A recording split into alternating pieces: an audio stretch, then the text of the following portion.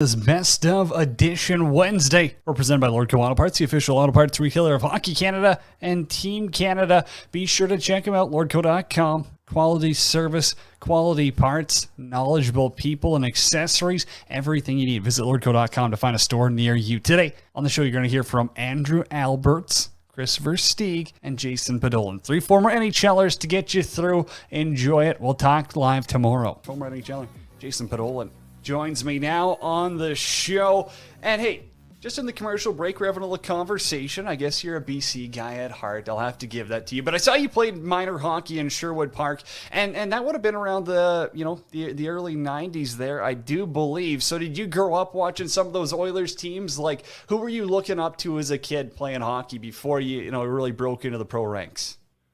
Yeah, my guy was Mario Lemieux. So, the Oilers were obviously around. I grew up watching the Canucks with their Stanley Cup final run. That was when I first fell in love with hockey there as a 5-year-old, and that I think it was 81, that run. They went to the finals. And then obviously Edmonton's team was hard not to like, but they were so darn good that it was kind of a reason why I didn't like them. And then Mario came along, and he was kind of my everything. He was my idol. I thought that he was the best one-on-one player in the world, and that's kind of how I saw myself and wanted to emulate him. So, I grew up with Pittsburgh Penguins logo on my wall and wearing Mario's jersey around. That's awesome. So, what's you obviously you kicked around in between the American League and the NHL. What's the biggest difference, at least when you were playing between those two leagues? What do you think the difference was in you playing 500 games in the NHL versus 500 in the American League? What was that difference maker that maybe you couldn't exactly get over the hump to being a full-time NHLer?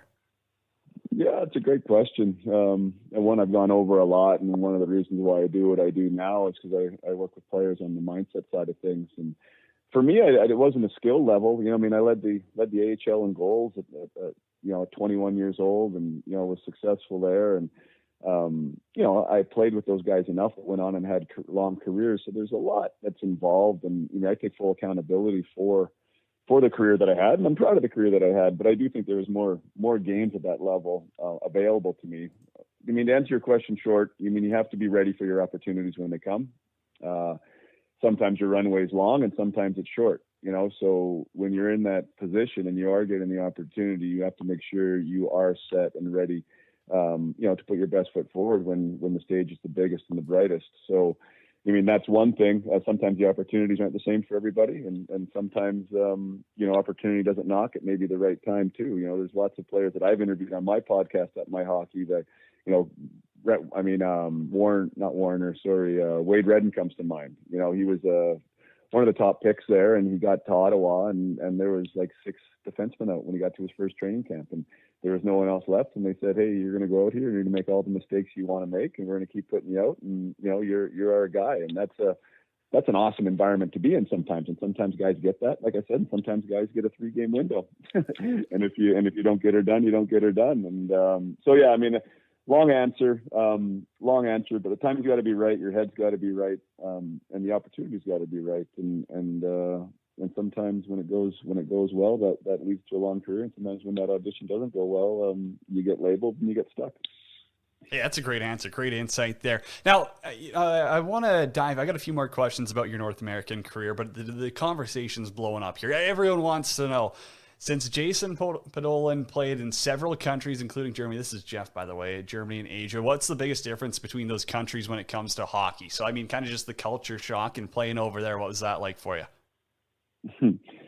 That was a big decision for me, because I was my original plan. I left at 25, so I was 5 years mostly in the American League. I played 2 full seasons in the American League. We got to the final once, and I just kind of felt like I needed to kind of reinvent myself. I thought that I was sort of being overlooked as somebody that could play in the NHL, and I was like, I just got to get out of this microscope here, and just sort of go and get back to my offensive ways, and then come back. So my idea was to go for a year and come back. So I went to Germany and got off to kind of too good of a start in some ways, because they wanted to sign me to a 2-year extension.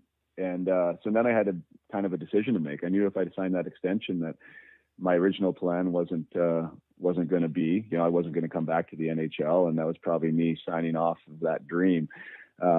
But I was having so much fun there, and I was playing well, and it was really wild to be a part of that, new culture. And I've always been an exploratory person and a curious person. So I ended up signing the deal, and I don't regret it. It was a great time over there. And as far as the league's concerned, it's good hockey, especially in Germany. That you got I think it was 14 imports at the time, or 15. So it was a mostly North American team. All of which had pro experience. I mean, various levels of pro experience. Some guys with a lot of NHL experience. So, yeah, I mean, the hockey was really good. Schedule is much lighter. You only play twice a week. Kind of established games too. The road trips aren't very long. For a guy like me who got traded a few times and was bouncing around from teams, like you can't get traded over there. So there's the nice idea of just, hey, I can actually unpack my bag and feel comfortable. So there was a lot that was right about that. I didn't have a family at the time either, so I was able to move and kind of relocate and vagabond a little bit and start to explore the country while I was there outside of hockey. So for me, it was kind of the perfect recipe and something that I look back on super fondly. What about going over to Asia? I know that league, they chuck money at guys, Jason. Don't kid yourself here. Were they throwing the bag at you or what? Or did you really want to go live there? That's a great question. Yeah, I mean, I retired after my third year there with Germany, and I was like, all right, I'm done. I had a couple concussions while I was over there, and my head wasn't feeling great. And I was just like, you know what? I think that's enough. I always sort of saw myself as a university guy, so I got enrolled in university and was going to UBCO here in Kelowna. And anyways, the phone wouldn't stop ringing. It was funny, right? When you're looking for a job, it seems like nobody's looking for you, and then you're not looking for a job, and everyone wants a piece of you. So these leagues and towns, like from places I didn't even know really had hockey, were calling. Milan, I remember, was one of them, and Copenhagen in Denmark, and so it was really cool areas. But I was like, you know what, the money wasn't really good enough for me to uproot again and then go play. But then Japan called it just before Christmas, and they were going to get, I forget, it was like 70,000, I think, or 75 US for the last 3 months of the season, which turned out to be like maybe 20 games. And it was Japan, and like Japan was always sort of on my radar. I love their culture. I love their food. I love a lot about what I did understand about it at the time. And I'm like, wow, to go over there.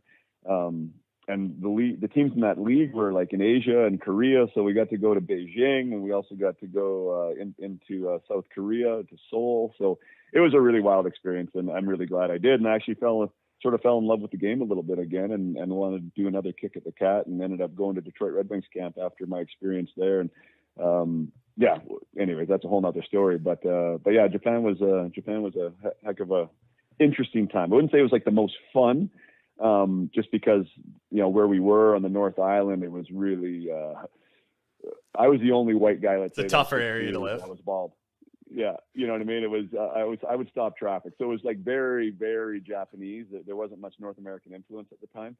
So there wasn't a whole much of socializing going on. There was a little bit of a, quiet time for me, but it was really interesting. And I really enjoyed my time there for sure.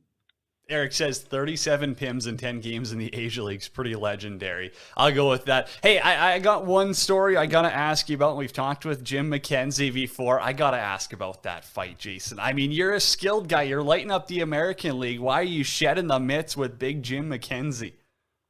How in the heck did you know about that? Oh, I've got my sources. I might have fired off a text or two. What happened there? What led to this? Like, did he piss you off or what? Did he even remember that? There's no way he remembered that, did he? I can't give away anything, Jason. You know how it goes.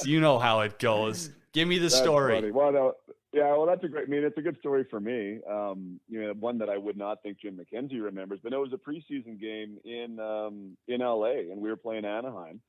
I was trying to make that team. I'd just been traded for Perreault the season before. I was told to come into camp at 215 pounds because I was likely going to make it as a third or fourth line right wing.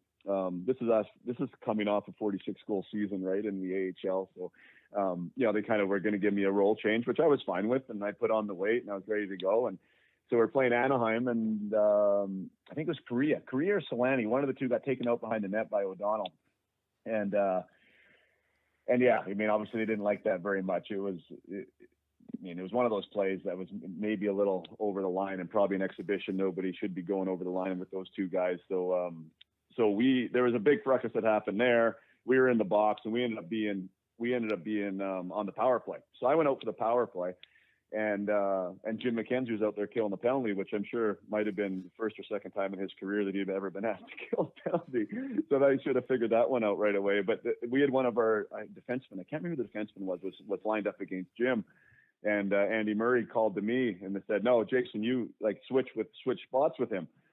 So I don't know if Andy like was trying to set me up for my death, or if he was like assuming that Jim wouldn't do anything with me because the other guy was kind of maybe more of a tough guy prototype. But anyways, I go over there and right when the puck's dropped, Jim slashes my ankles and he says, "Here we go, kid." And so I was right in front of our bench. So I wasn't a scared player by any means. I'd fight, but obviously wasn't my MO. I honestly didn't really know who Jim McKenzie was. I found out in a hurry that he was left-handed. I hit him real hard a couple times, and he didn't even move. And then all of a sudden, he decided to fight back. And anyways, I ended up on my back with a cut on my cheek, and but I was fine. You know what I mean? Well, he said good job too when he was lying on top of me. I remember that. He was like super gentleman. He was just doing what he needed to do. And it was one of the best things I could have ever done, actually, is fight him, just with the respect he even gave me amongst the Kings, and how many guys were giving me high fives and bum taps after the game for doing that. It didn't help me in Andy Murray's eyes, I guess. He still cut me, but anyways, I know that was something that I'm proud of doing, and my goodness, and something that I probably would not want to do again, though. What a story, though. That's awesome, Jason. Man, we could tell stories for hours here, but I got to head off to a commercial break. I appreciate you hopping on here. I know we could talk for hours about it, but first, actually, plug your podcast. You still doing Up My Hockey and all that? What else you got going on? Let the people know.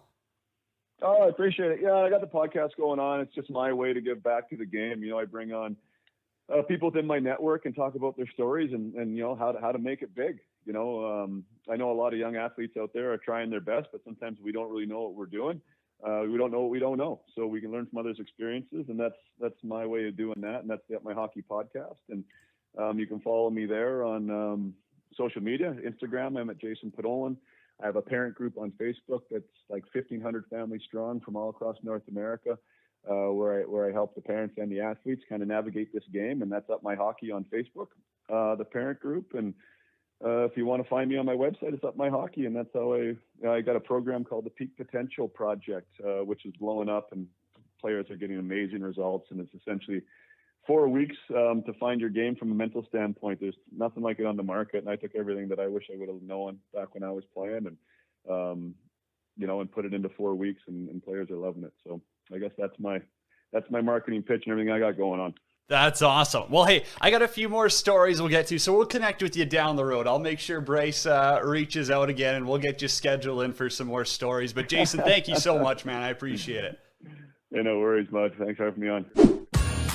World Hockey Report is partnering with Sports Travel Tours to bring you some incredible trips to watch hockey around the world. Sports Travel Tours has been creating hockey trips and tours since 1998. They've sent customers to the Winter Olympics, World Championships, every team in the NHL, as well as the KHL in Russia. And now, for the first time, they've been appointed official tour supplier to the Spengler Cup in Switzerland. As you all know, the Spengler Cup is the world's oldest invitational hockey tournament, set in the stunning mountains of Davos. It's also the best way to spend the time in between Christmas and New Year's. So, cheer on Team Canada in Davos this year with Sports Travel Tours exclusive packages. For information and to book, go to sportstraveltours.com. That's sportstraveltours.com, and sign up to get exclusive discounts and trip priority. NFL fans hungry for a big win this week? DraftKings Sportsbook, an official sports betting partner of the NFL, has you covered. New customers can bet just $5 on any NFL team to win their game, and if they do, you win $200 in free bets. Winner, winner, chicken dinner. It's that simple. If Sportsbook isn't available in your state yet, DraftKings won't leave you empty-handed. Everyone can play for huge cash prizes all season long with DraftKings daily fantasy sports contests. DraftKings is giving all new customers a free shot at millions of dollars in total prizes with their first deposit. Download the DraftKings Sportsbook app today. Use promo code THPN. Bet just $5 on any NFL team to win their game and win $200 in free bets. If they win, you win with promo code THPN this week at DraftKings Sportsbook, an official sports betting partner of the NFL. Must be 21 years or older in New Jersey, Indiana, Pennsylvania only. New customers only. Minimum $5 deposit and $1 wager. One per customer. Restrictions apply. See DraftKings.com/sportsbook for details. Gambling problem? Call 1-800-GAMBLER.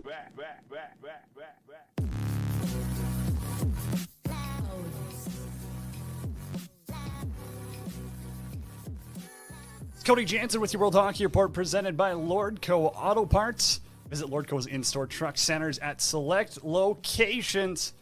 And in Edmonton, I'm telling you, they got the best service, they got the best products in stock, and you will not be disappointed. Let's head off to the hotline. Now we're in the Pro Rock Broadcast Studios. Get your questions in at World Hockey RPT at 12 Ounce Sports, wherever you are, because we're bringing on former NHLer Andrew Alberts. Now 490 NHL games played, and he's a mini guy, but he's up by Boston right now. Andrew, I mean, I want to get into how you started, because you grew up in Minnesota. It's the state of hockey.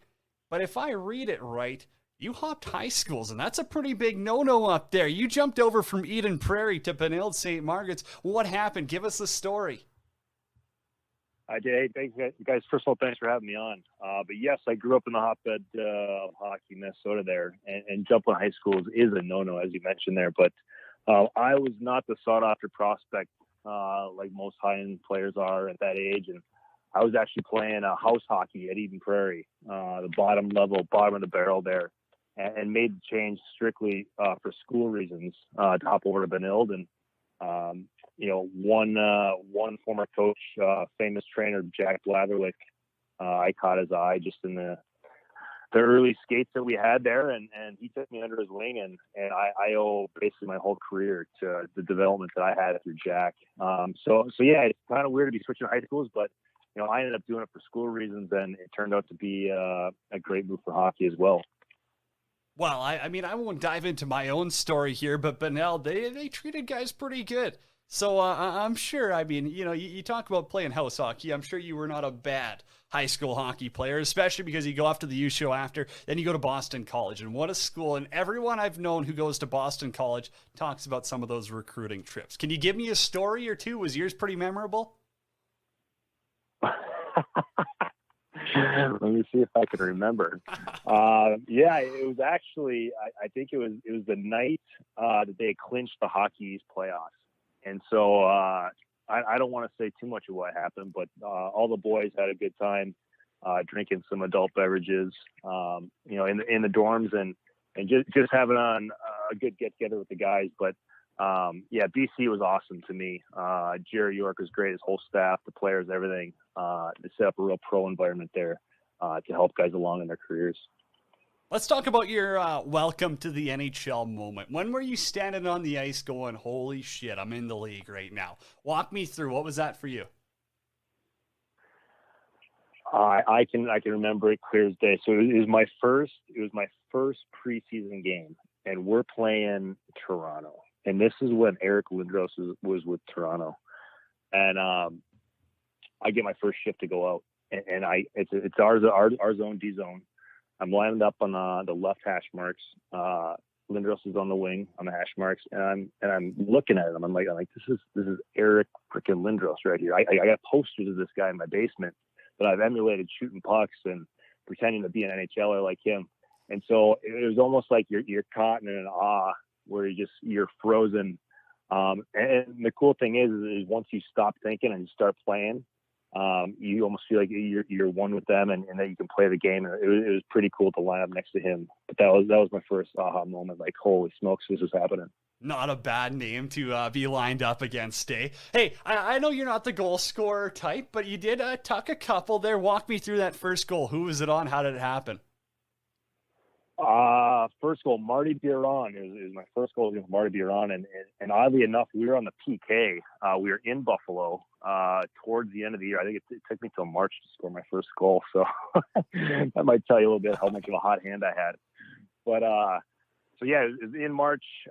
We were on the PK. I was out there with Nick Boynton. He kind of faked to dump it down the ice for an icing, and then Glenn Murray kind of took off the boards, and he dished it over to Muzz. And nobody else was kind of heading back with him on Buffalo. And so I jumped into the play. He dished it over to me, a little sauce, my forehand. I pulled it back, gave a little fake, and then went top shelf on Marty Biron. So it was a pretty cool moment. I think we ended up losing the game, but pretty cool moment to have your first goal on the PK. Something that I always took pride in. Yeah, loss is fine. You got on the score sheet. That's all that counts, right? Russian mentality.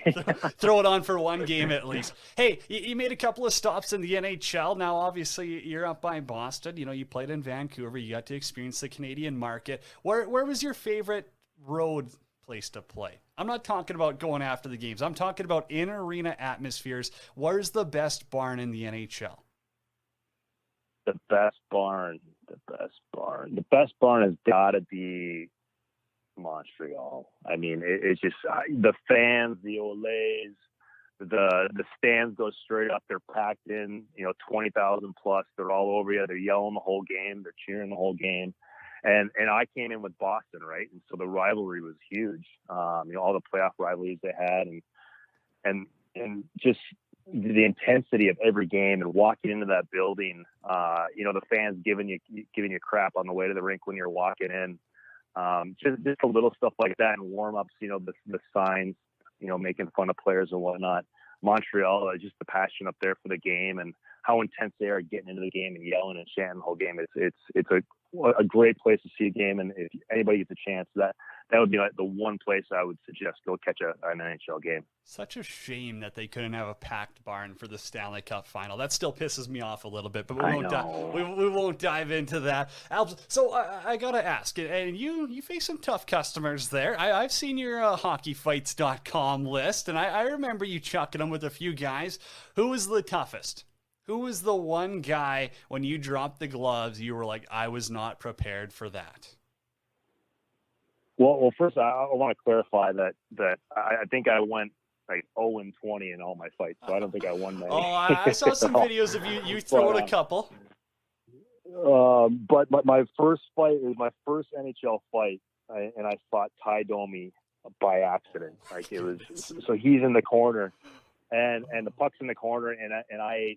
This is one of my first couple games. I think I got sent down for a week or two when the Joe Thornton got traded, and they brought in a couple players, and then they brought me back up. So it was my first game back, and we're in Toronto, and I'm out there, and I'm a madman. I'm going after anybody, don't care who it is, cross-checking, whacking, hitting, ready to do anything. And I made the mistake of doing, giving a little cross check, giving the business to Domi, and he turns around, he's like, "Really, kid?" And I'm like, I just keep going, right? So the play goes on. We kind of push each other back and forth in that. And he was, "Let's go." And I said, "Hey, let's go, man." We dropped it. We started chucking. It didn't last long. But the cool part about it was once we got to the box and the refs closed the doors, I'm looking straight for it because I don't want to hear from Domi because I don't want him to challenge me again at center ice. And he starts yelling over. He's like, "Kid," and I'm like, "F you, leave me alone, like whatever, like screw you."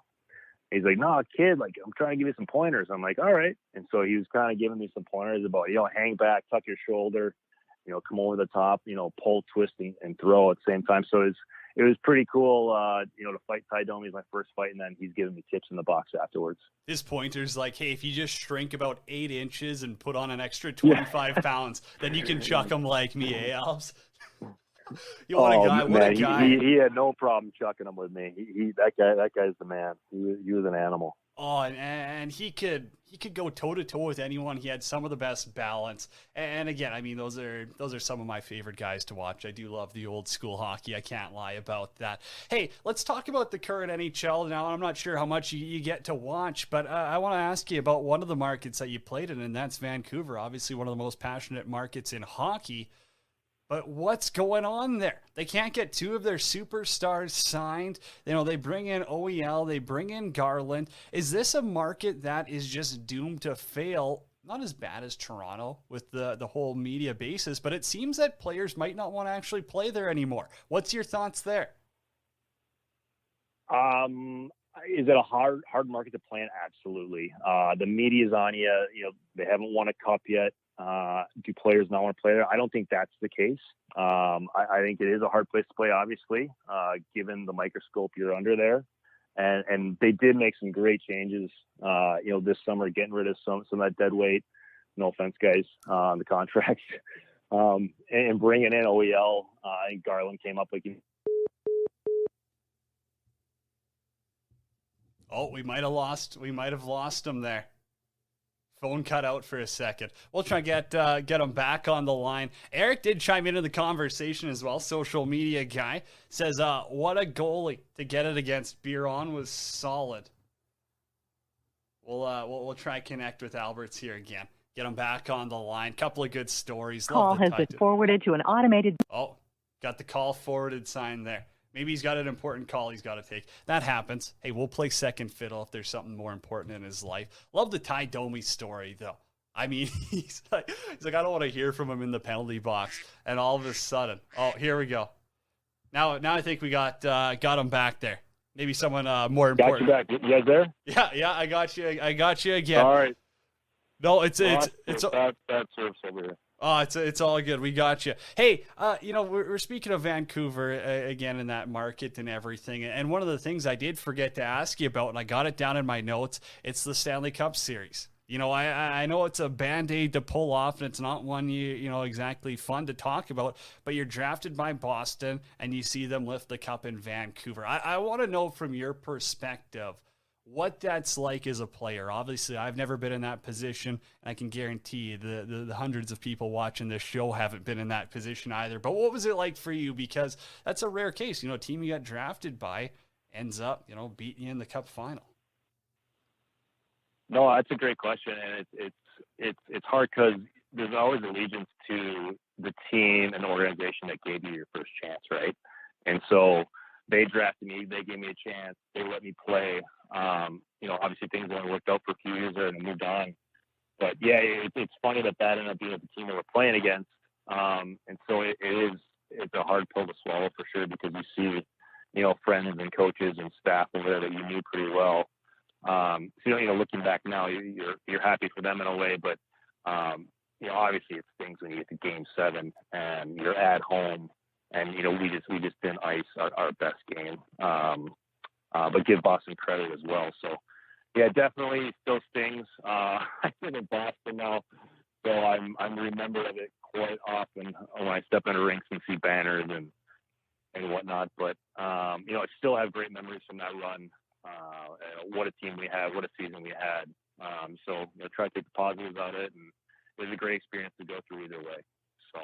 Okay, so I ranked, and this was last year, or I guess probably like 5-6 months ago. I ranked my favorite Stanley Cup Finals series, and I hope you can kind of take a look at this from an outsider perspective, but I think that's the third best Stanley Cup Finals series of all time, and that's kind of my life, not all time, but I'm not going to go and dissect the 1970 Stanley Cup. I'm not that old. But do you think that's one of the greatest Stanley Cup series of all time now that you can look back on it? Like, it was just heavyweight punches. Like, the Sedins are some of the best hockey players to watch. The team that Boston put together was second to none. You got Luongo, one of the greatest Canadian goaltenders of all time, going against Tim Thomas, essentially a nobody who came out of nowhere to steal the show in Boston. Like, when you look back at this, do you think that is actually one of the best Stanley Cup Finals of all time? I would hope people think so. I mean, if you look at that series, there's so much just like BS going on. I mean, you look at the two top teams are the Vancouver Canucks, the highest skilled team in the league. The Boston Bruins, probably the most physical and toughest team in the league. There were two opposites going head to head. There were suspensions, there were dirty hits, there was the fights, there was the supposed biting fingers, which I don't know where they came up with that. They were worried that fire alarms being pulled at the hotel, you know, people chasing after Lou before his pregame walks, the banter between Lou and Thomas and the media. And so I think everybody had something they could latch on to and kind of like, you know, keep them entertained, and especially the media had a blast with it. So I think on the ice and off the ice, it was just an awesome series as a whole. You know, like I said, two opposites going at it, and the games were lopsided both times. We didn't play well in Boston, and then we come home and we played stellar defense at home for the last game. So that, and you top it off with, you know, the unfortunate events that happened in Vancouver after the game. You know, so it does leave kind of a lasting little bit of you know, memory in a lot of people's minds. It's probably one of those most memorable series. Okay, wait. I got to run it back here because I don't know if I haven't heard this story before or what, but we got to talk about the fire alarms being pulled. Where was it? Give us some background. I got one more for you after. I know I've kept you long, but we got to hear about this fire alarm story. Well, I mean, all right, I'll give the Boston fans credit. They're a passionate crew, but when we're getting fire alarms pulled in a hotel nights before games, and you got to get up once or twice a night because the fire alarm's going off. It's call it gameplay if you're a Boston fan, but as a player, you want the field to be pretty even going into a game and guys be able to go at it, full strength. So it's just one of those annoying little things that happen. But that's just part of it, No way. So they're that scummy. Boston fans. Oh, dude. I will put. We couldn't leave the hotel without them just patronizing, just all over us. Oh my goodness, that's funny. And yeah, I mean, we always call the Vancouver Canucks fans crazy for the riots after. I mean, that was just asinine. But again, it's a very tumultuous franchise that has yet to win a cup. And hey, you know what? They're going to be pissed off. They're going to show their emotions. Not that I agree with how it happened, but it is what it is. I got to ask you, though, and this is a cool one, and I know Andy Sutton a little bit here, too. He's up in Edmonton, good guy. But now you're with Verbero, and you're the director of head protection. And I want you to walk me through kind of why you got involved with this and how you got involved with it. Obviously, I mean, it's unfortunate how your NHL career came to an end. I don't want to be bringing that up too much. But again, I want to know what got you into this and what are you doing right now to help it out? Because it's awesome. No, thanks for asking. And it's kind of a funny story how it all came together. But this winter, as COVID hit, so we didn't have hockey in our town. And my son is skating now, playing hockey, and my daughter, and we're just out in the backyard, skating on the backyard rink, and he fell down, kind of hit his head, like, God, Dad, didn't we, this and that. And I'm thinking, there's got to be a more protective helmet than what he's wearing. And so I started scouring the internet and came across, Cavs, and I custom made to order custom fit helmets for kids or for hockey players. I'm like, this is awesome. Like, let me see this. So reached out to Cav, asked for, some information, some testing, some impact testing, anything they give me. I kind of took it over, read it, looked at it, and randomly that week, former teammate Mark Mowers reached out and said, hey, have you heard of Verbero? I was like, no. He's like, oh, they're doing apparel and custom this and custom that and jerseys and equipment, and they're the only ones selling this new Cav helmet. It's the only soft shell helmet on the market, and impact testing, blowing everybody else out of the water. And I was like, what are the chances these two are coming together? And so I reached out to Suts, I think the next day, and we hopped on a Zoom call just to talk about what Verbero was and how Cav was associated and how we partnered with them. And having something, like you said, with the way my career ended and what I've had to go through and going through with the symptoms and trying to get healthy, it's just something where I don't want this to happen to anybody else. Even your worst enemy, you don't wish a concussion or the symptoms on anybody like that. So if I can get this helmet on more kids, more players that play, any boys or girls that want to have more protection for their head, or even pro players, we're trying to get everybody in this thing just because it's going to offer 20 to 40% more protection. And again, it's more about protecting a player than making money or anything like that. So it's definitely something I could stand behind, and I'm hoping more people adopt it. Now, I got one more question for you. I'm sorry to our producer, Bryce. I got to push our next guest, Adam, back here for a little bit. Because I got one more for you. And you bring up a great point about, hey, if I can give more protection to the kids, I want it. Now, north of the border, the helmets have to be regulated by CSA or whatever.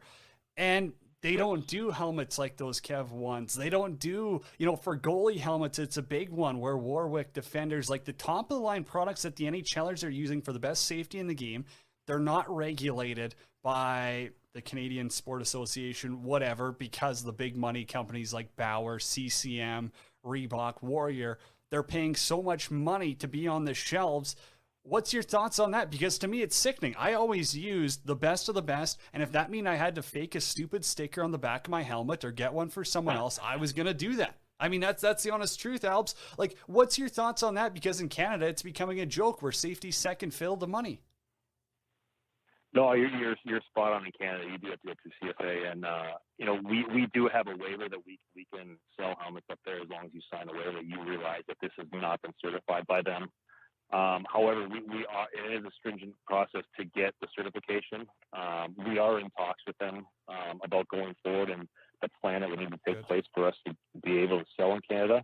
But you're spot on. It's a tough environment right there, what they're doing, with the regulations up there. But I do think they're doing it all for the sake protection and being able to regulate what people are having on their heads and what they're wearing to protect them. So I think they have the best interest in mind. But yeah, I hear what you're saying. You guys want the best protection, right? And why can't you have it? So we'll try to work around that and get some helmets up there to you guys eventually.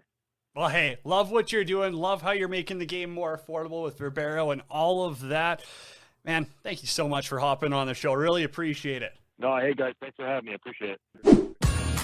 World Hockey Report is partnering with Sports Travel Tours to bring you some incredible trips to watch hockey around the world. Sports Travel Tours has been creating hockey trips and tours since 1998. They've sent customers to the Winter Olympics, World Championships, every team in the NHL, as well as the KHL in Russia. And now, for the first time, they've been appointed official tour supplier to the Spengler Cup in Switzerland. As you all know, the Spengler Cup is the world's oldest invitational hockey tournament, set in the stunning mountains of Davos. It's also the best way to spend the time in between Christmas and New Year's. So, cheer on Team Canada in Davos this year with Sports Travel Tours exclusive packages. For information and to book, go to sportstraveltours.com. That's sportstraveltours.com and sign up to get exclusive discounts and trip priority. All right, so we'll talk reports by Lordco Auto Parts. Cody Jansen with you here. Joy, former NHLer, two-time Stanley Cup winner Christopher Stieg joins us. Steger, how's summer been? It's been good. I got my kids hockey going now and my company and a lot of things. So it's been a busy summer, but it's been great, especially just to see kids back playing again where they should be on the ice, being around each other. It's been an amazing few weeks seeing all that. So all in all, summer's been great. Maybe even a little busier than when you were playing, eh? No. Okay, yeah. Hockey-wise, I gotta ask you. I'm up by Edmonton here. I'm dealing with Oilers fans every day. You could be the most popular guy in hockey media in Edmonton based on the way you talk about the refs. Hey, do you ever think the NHL is going to change how they ref their stars? If they want to go to the next level, if they want to take their business to the next level, and if they want to promote their superstars, which they should be already at the next level, then they have to change. They can't keep this way of allowing superstars to take punishment, their careers getting ended early, whether it be through concussions or issues. Obviously, it's a lot better today than it was when I started, way better, not even close. It still has got some room to go. But when I say protect the superstars, it's because before every game I played in and every hockey player, if you're playing against a superstar, the first thing you talked about in the room is going after them, getting in their way, bumping them, getting them off their game. And then after that, it comes down to just playing your game. You're not focused on the fourth line or third line. You're focused on those stars. They take more abuse than anyone. And the NHL needs to do this sooner than later. These superstars, I've been saying it forever, we're only seeing 70%, 70 and 80 would be at the high end of what they actually can do. We need to let them go to another level, which would bring our game to another level. It would bring out their personalities more because they know that they could play their game actually without being hampered all the time. So I think there's a long way to go. It's still a long way to go. It's better than what it was, but it's what the league needs if they ever want to take that next step. Well, if we're at 70%, then I'm afraid Connor McDavid might have a 200-point season and really flip the league on its head again. Hey, that's enough of the media side, though. I want to dive into you a little bit. What was it like growing up in North Lethbridge with Mitch? Were you guys just running around being rascals the whole time, or what happened? You guys just started dominating hockey, and you're like, hey, I think I got a career in this. Yeah, I'll tell you what. When everyone asks where'd you grow up, it's North Lethbridge. I grew up in North Lethbridge, on the north side, and it's pretty much what shaped me and my brothers here today. So I just even remember talking about, like, I watched my kids play street hockey, and I was like, oh man, I remember when the ball went on the grass, it was full contact, right? Full contact on the grass. There was me and the neighbor, Kellen, this kid was a tough kid, but anyways, it was full on brawls on the grass every day. Our parents coming out, kids crying, fighting on the lawn because someone got rocked too hard. It was crazy how different it is. But it's what shaped me today, growing up in that part of town.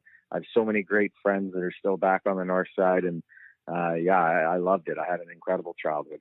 Okay, so, once you go through juniors, you're kind of going, hey, yeah, I'm pretty damn good at this. You take a quick little rip in the American League, go over a point per game, not a big deal. But what was your welcome to the NHL moment, Chris? Like when were you you're sitting there, you're on the ice maybe, and you're going, holy shit, I'm in the NHL?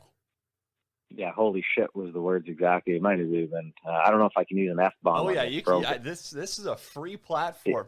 Yeah, well, yeah, it was holy fuck. I am lined up next to Jerome McGinley. There's still a Oh. picture. There's still a picture in my basement at the face-off. I was on the ice with Robert Lang. I remember it was my first ever game in Calgary, so basically my hometown, with all my friends and family there. And I just remember, like, I'm here. And like, I remember standing next to Iggy, and he looked like a video game character almost. It almost didn't seem real. I was like, is this actually him? You know, and then he gave me a cross check off the face off. I'm like, oh man, I just got cross checked by Jerome McGinley. You know, it was an experience that was almost an out of body. I can't really explain to you what I felt. It's like when we grew up, there was the only time you could watch NHL highlights was like every 30 minutes to an hour. You'd have to sit on Sportsnet, TSN, or The Score and wait, right? It's not today where you can get constant media of every game. You could go on the internet and do whatever. So we weren't always seeing these guys. So when we saw them, it was almost like these God figures to me anyways. I don't know what it felt like to anyone else, but Iginla in Southern Alberta was a God down there.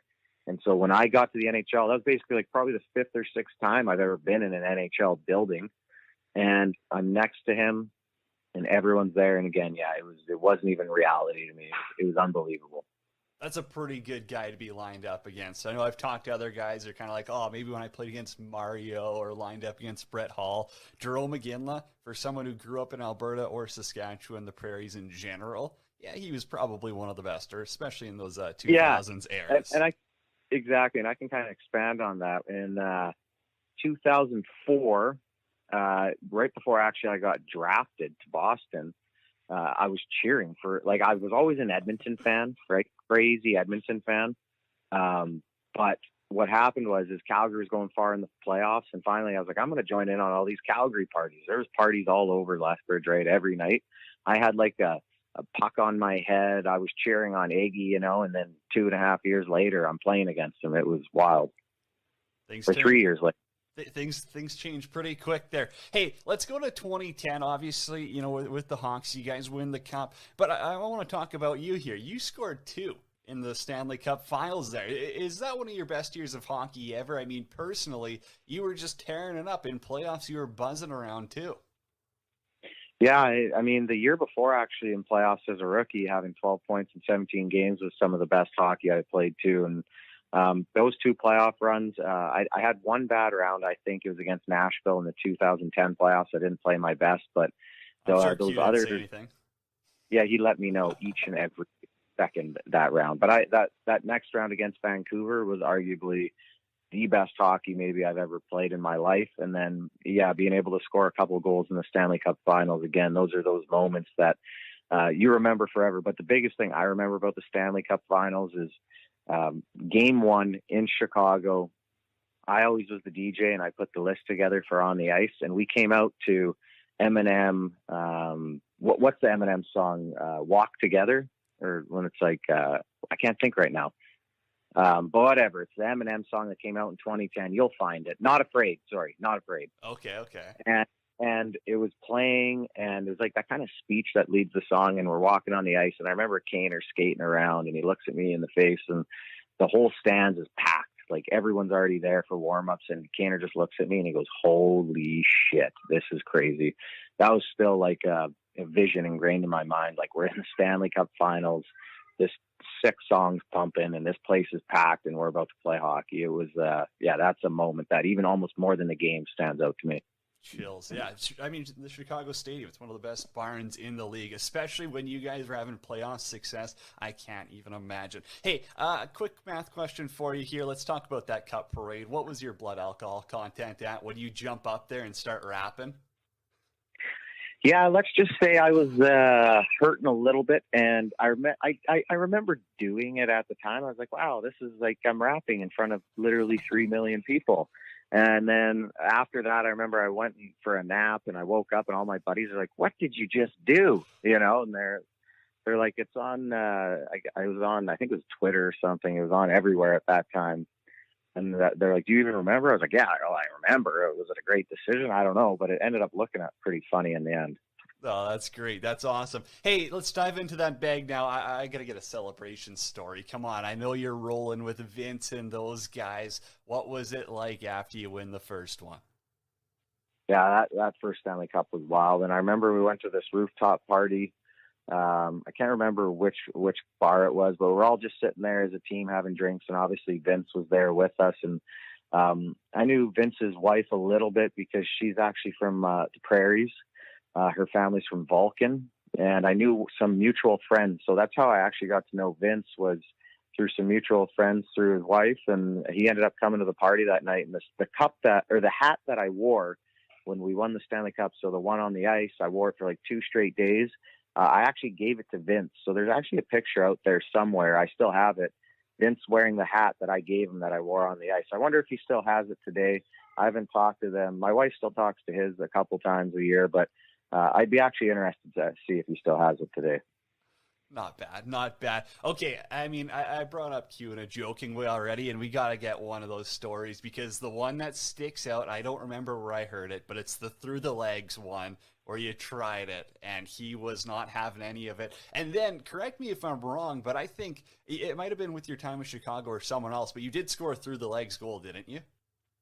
Yeah, I think I scored 3 in the NHL. Oh, I scored okay. Florida, Carolina, and Chicago. So, yeah, I remember this is 2007, remember? So it's still a little bit of the old guard.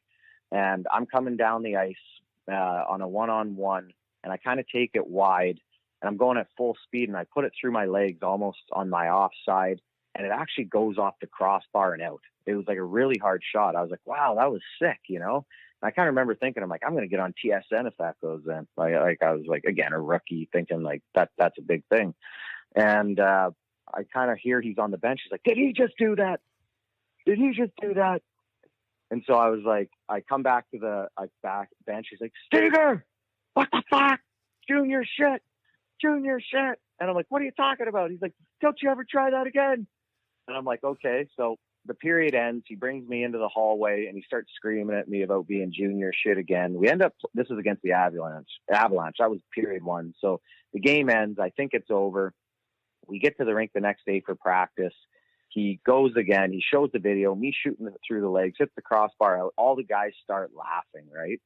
Again, he's like, Steger, no, that's junior shit. Now he's like, I don't want to see anyone do that. Steger. And he's yelling at me again, calling it junior shit. And then all of a sudden practice starts, and the first drill, I remember we're doing like this like line shooting, and Kane and Bufflin are shooting the puck through their legs just to prove a point that they can and I can't. So it was, those are fun days, but it was, man, he yelled at me for probably 24 hours straight. Now, who gave a better speech, Q or Chris Barch?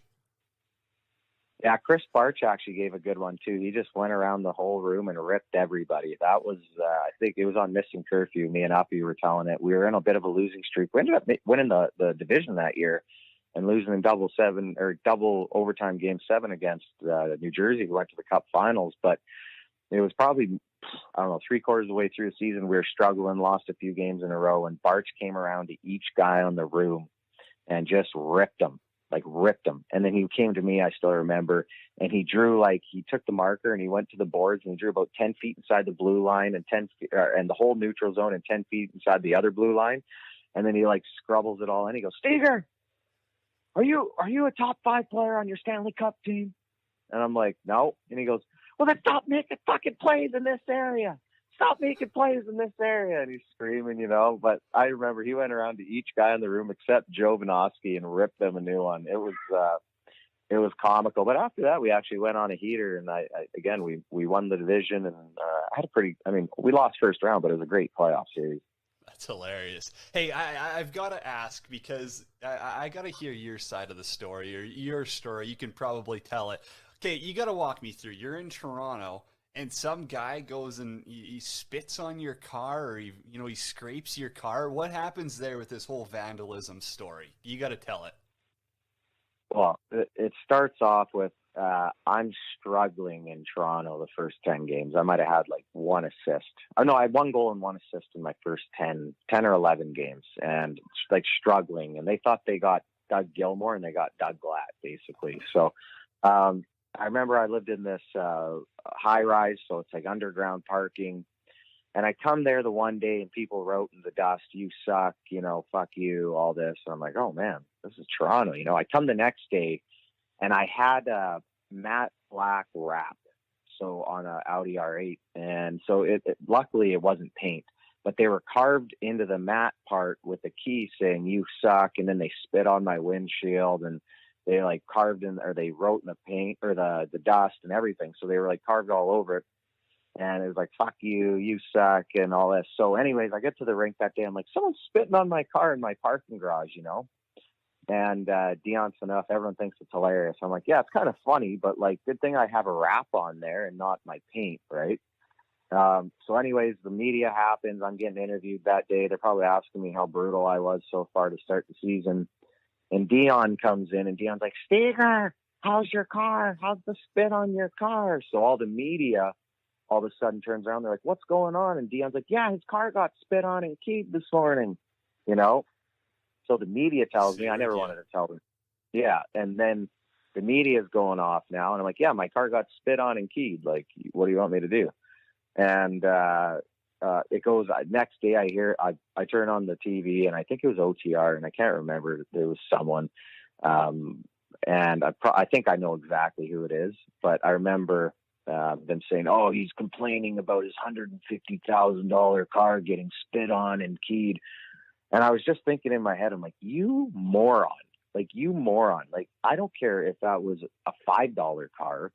If you get anything of yours spit on and keyed, I hope you'd be pissed off. And second, I didn't bring it to the media. Dion thought it was funny, which it ended up being funny. And, Dion being funny as he is. But, yeah, I was like, I can't believe they're just rinsing me on that. And that's where I remember I went back to the meeting. I'm like, well, how would you feel if you got your car spit on and keyed and then that didn't work in my favor? Because they're like, look at him bitching about it still. So, okay, I got one more about Toronto. You lived with Phil, right? That had to have been a riot. Yeah, Phil was my roommate. He was he's one of the best guys I've ever played with. Just salt of the earth, one of the most caring people. I still remember when I got traded. Sorry, my daughter's yelling.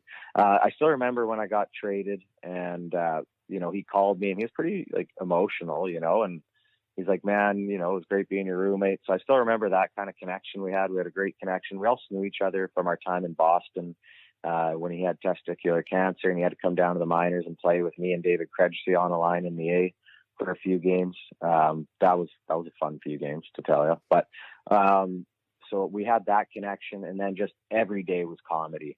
Every day. I told the story a few times already.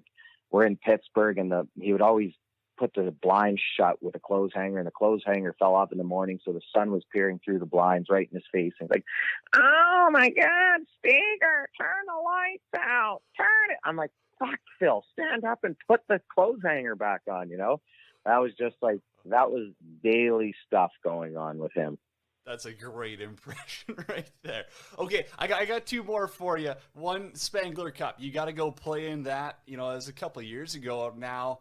Obviously, it's one of the coolest tournaments in the world. We're partnered with Sports Travel Tours. They're taking a group there. We'll talk about that more later on. But Spangler Cup, what's that like as a player? What was that like being your first experience, I'd assume, in Davos? And, what's the party like there? It's a scene.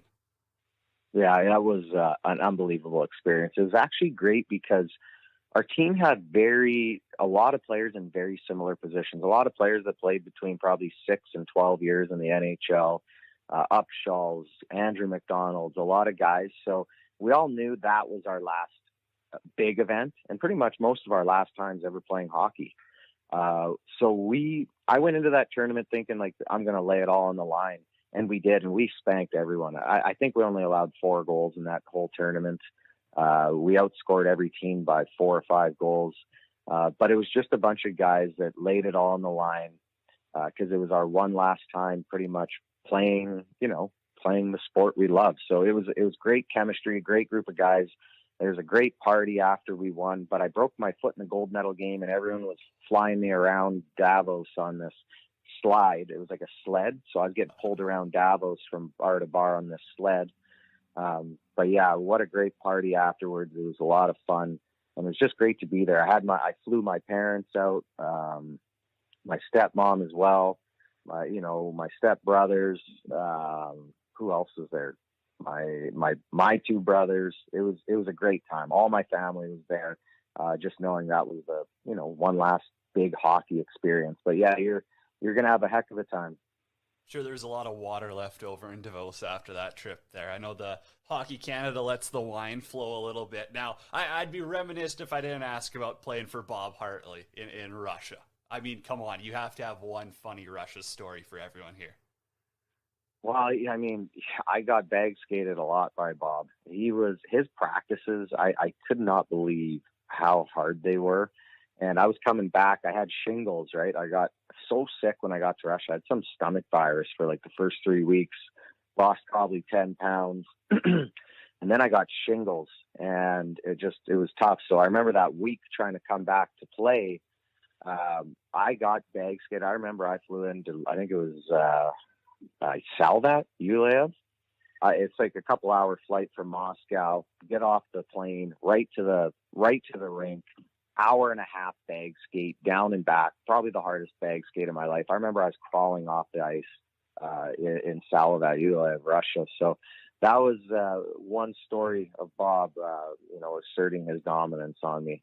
That's when you're like, yeah, I think I'm just going to go to Vekwa and enjoy Sweden for a little bit here. Hey, Steve, we got to talk about Clever. I know I've kept you for a while. We got to talk about Clever, what you're up to. This is awesome. Hey, I know everyone loves you on Sportsnet as well, but you got something else cool. So let's talk about this business venture here and what you're doing with that. Yeah, so I still plan to do Sportsnet, radio and once a week on TV, but Clever's pretty much my heart and soul right now. It's something when I was done hockey, I didn't know what I was going to do. So a lot of parents, especially in the age of 10 to 15, wanted to send me clips of their kids that I could annotate and edit them and send back to them just to teach them things, right? So basically, I got together with a partner of mine, one business partner, coach of the Kelowna Rockets, and my one brother, and we started to envision what we wanted Clever to be, because there was no tech out there that allowed us to do exactly what we wanted to do. And so we designed this camera function that allows us to catch the quality moments.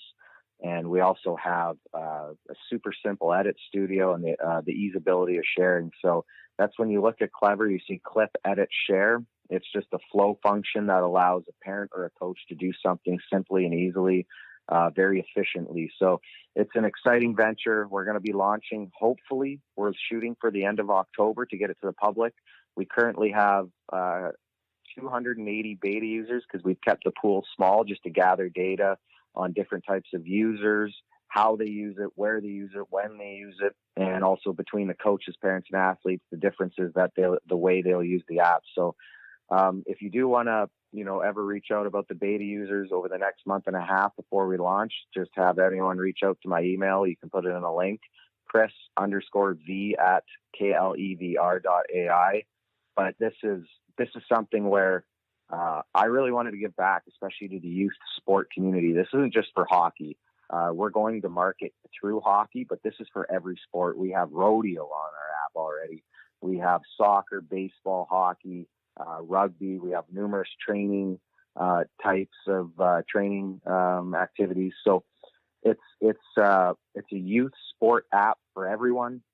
And we actually already have a couple pro goalie coaches using this as well, just because the ease of use factor about our app. So it's been crazy. We shot for a youth sport market, but we've seen to be a lot of people in the pro market are using it for individual skill basis analysis as well. So I know this is a lot to take in that I just said, but it's I'm so passionate about it, and I'm so excited for everyone to see it soon.